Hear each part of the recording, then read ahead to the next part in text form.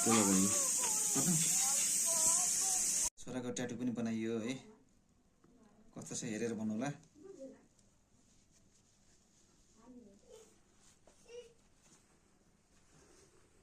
दामी उहाँले home service पनि दिनुहुन्छ हैन चाहिन्छ भने भन्नुहोला बरु सिटी सेन्टरतिर जानुहुन्छ भने सेकेन्ड फ्लोरतिर छ है